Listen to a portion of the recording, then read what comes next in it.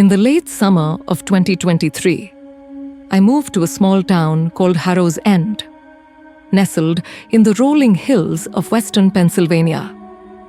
The town was a postcard of faded Americana, clapboard houses with peeling paint, a single diner with a flickering neon sign, and a main street where half the storefronts were boarded up. I was 29, fresh out of a dead-end job in Pittsburgh, and looking for a quiet place to start over. The house I rented was a 2-story Victorian on the edge of town, surrounded by a sagging picket fence and a yard choked with dandelions. It was too big for one person, with creaky floors and drafty windows, but the rent was dirt cheap, and I needed a change after a messy divorce that left me raw and untethered. The house had character, or so the realtor said. High ceilings, crown molding, a claw foot tub in the upstairs bathroom. But it also had a weight to it, a heaviness that settled into my bones the first night I slept there. The previous tenant, an older man named Grayson, had died suddenly. A heart attack, according to the neighbors. No one mentioned him much, but I noticed their eyes darted away when his name came up at the diner or the gas station. I didn't press. I wasn't here to make friends or dig into local gossip. I just wanted peace. The first few weeks were uneventful. I spent my days fixing up the house, painting over scuffed walls, tightening loose doorknobs, and scrubbing the grime from the kitchen tiles. I worked remotely as a freelance editor, so my schedule was flexible, but I kept to a routine to stay grounded. Mornings were for coffee and emails, afternoons for errands or long walks through the woods behind the house.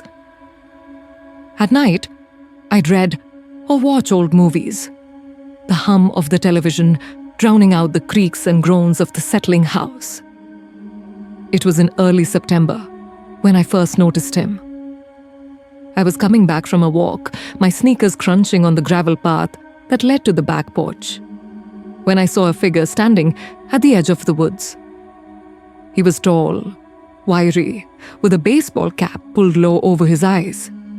He didn't move, just stood there, hands in the pockets of a faded denim jacket, watching me. I raised a hand in a half-hearted wave, expecting a nod or a wave back, but he didn't budge. His stillness sent a prickle down my spine. I hurried inside, locking the door behind me, and peeked through the kitchen curtains.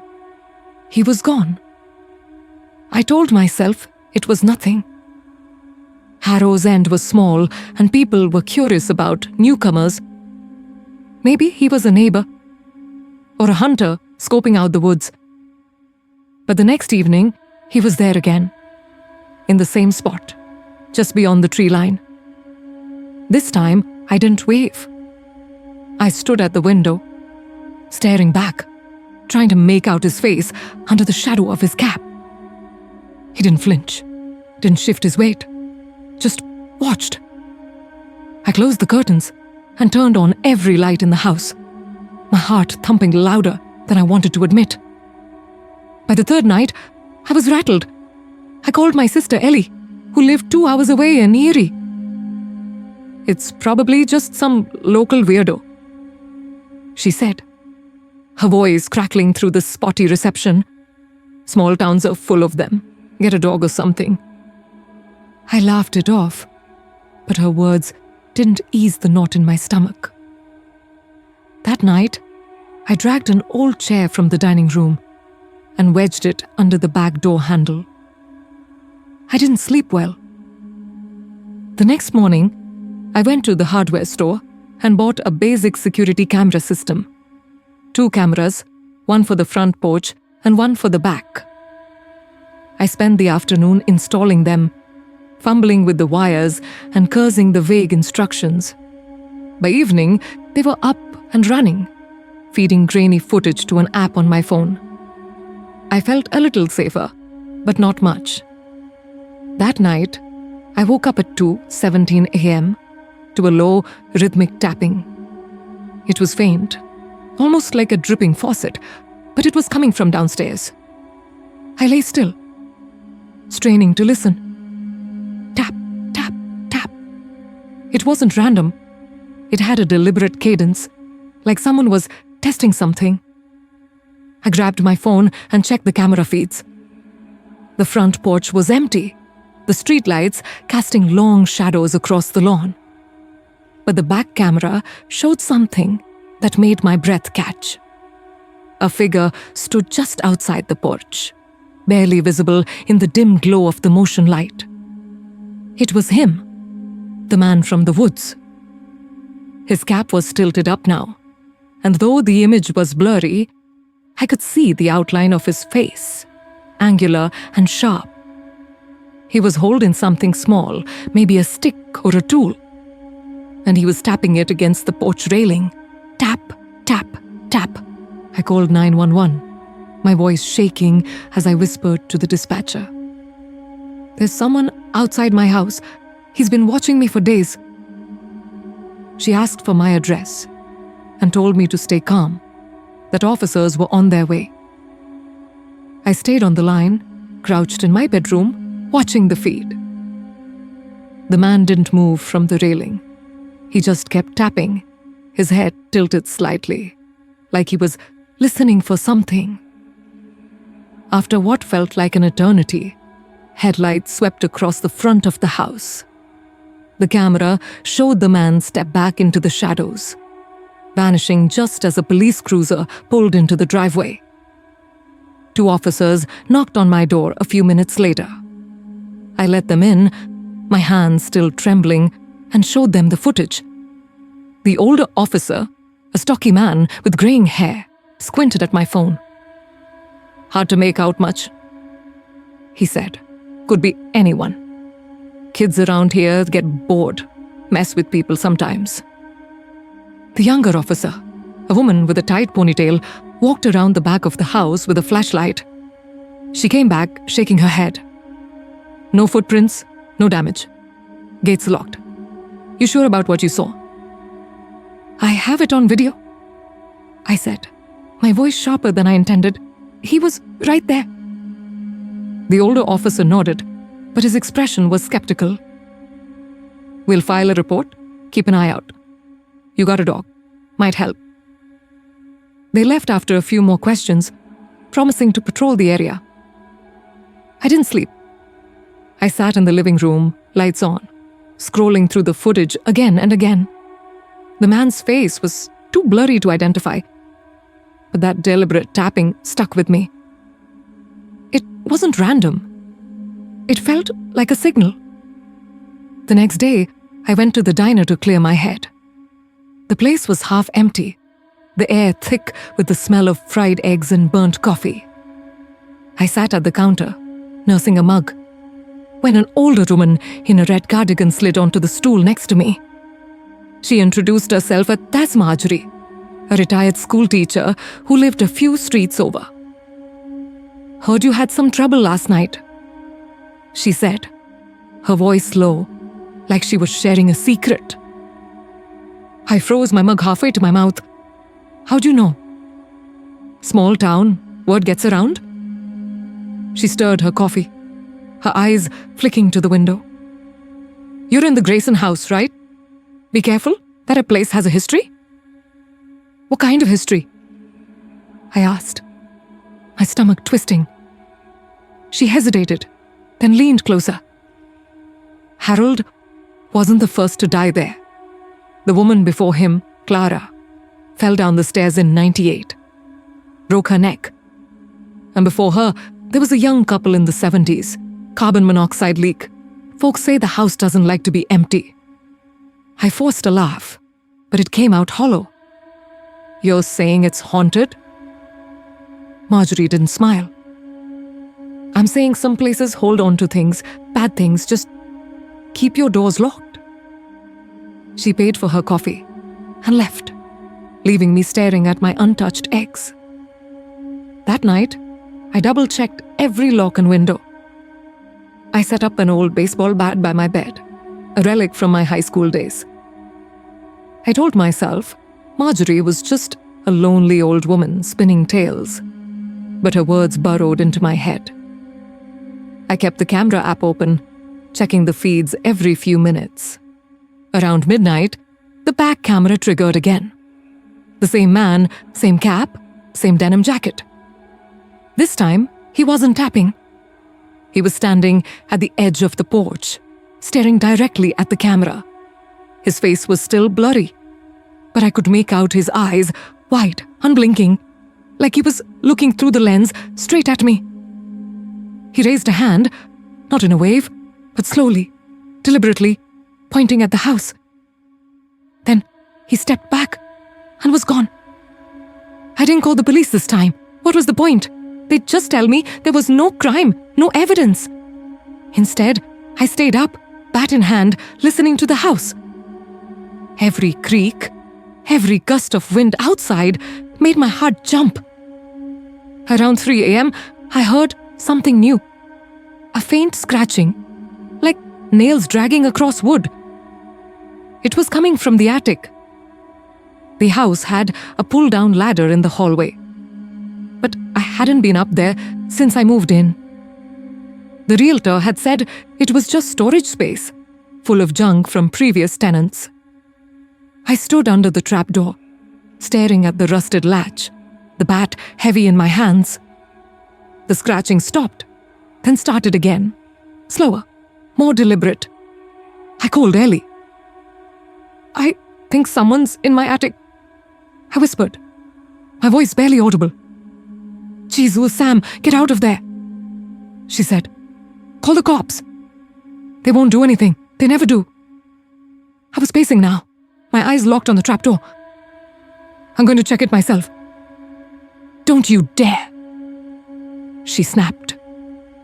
"You're not a hero. Get out and call someone." But I couldn't just leave.